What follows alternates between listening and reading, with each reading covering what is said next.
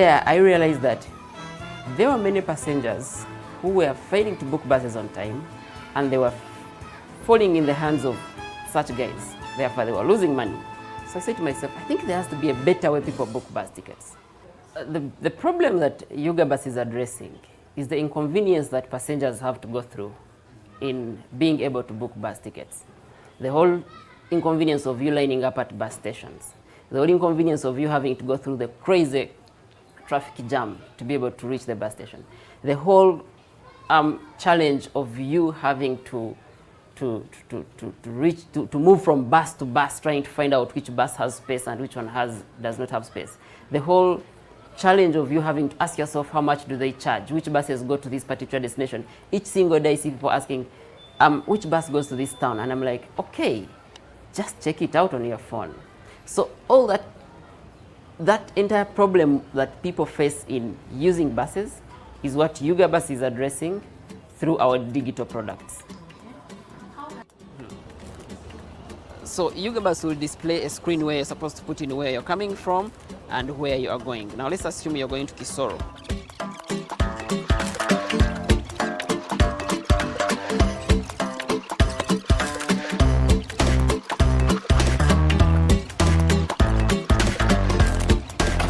And then you have your ticket. So the time of set off, you just display this particular SMS at the bus and you travel. It's as simple as that. You don't have to line up at the bus station or do anything. Yuga Bus. I use Yuga Bus. When I learned about Yuga Bus and the excellent benefits, I found out that Yuga Bus saves time. When I'm busy doing my work, I log into their app and book the ticket. By the time I arrive, I find that my seat is reserved and they give the exact time that I asked for. That is why I use Yuga Bus. One of the most common things is that I am always wearing Yuga Bus from Monday to Monday, and I've done that for the last 2 years. Like if you met me on Kampala streets, you will find me either wearing a Yuga Bus t-shirt or a Yuga Bus shirt, no matter the day, whether it's a Sunday, Saturday, or whatever it is. But also, most importantly, Yuga Bus has taught me to care for the community. That if I care for the problems of other people, then I derive value out of caring for the community and also trying to ask myself, how best do I address the exact challenge that the community is facing, that the community I stay in. And also, most importantly, Yuga Bus has helped me understand how to handle my finances. Like, I mean, if you can carefully mobilize resources for the company and then also be able to allocate resources in the way they are supposed to be allocated, but also, most importantly, make sure that those resources don't go to waste, you realize that those lessons later on come from the company to my own personal life, and I'm a better human being.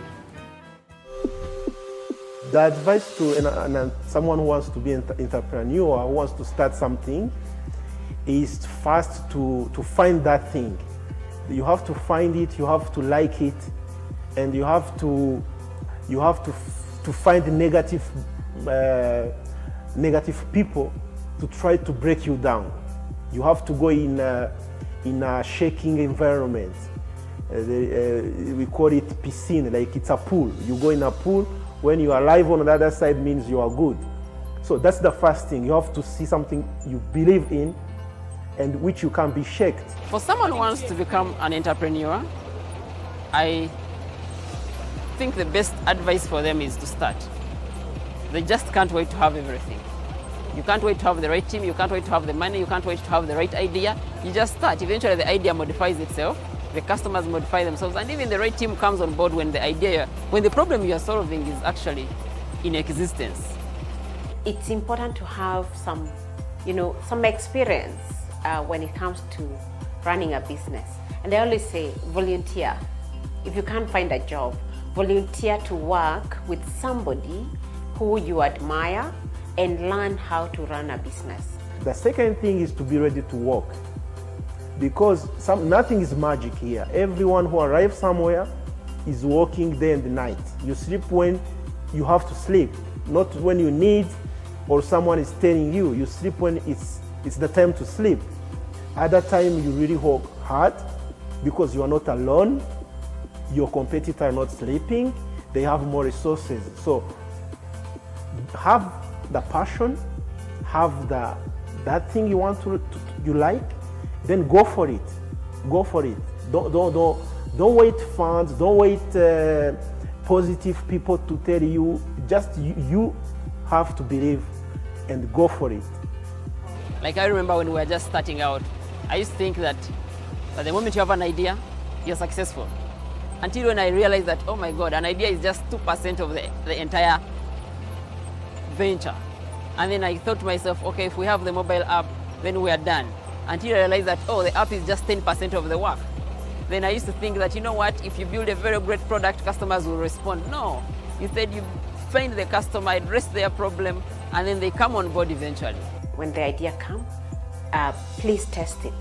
And how do you test an idea? Test with your customers. Don't just build apps for the sake of building an app.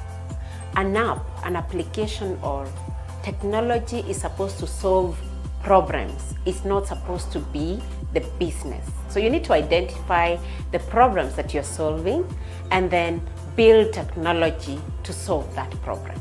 We don't have too many occasions to give our story. We are in machines every time. We think the machine is it's the magic thing, you know. And that's the stars. You guys, you think camera is the magic thing. We think the computer can do everything.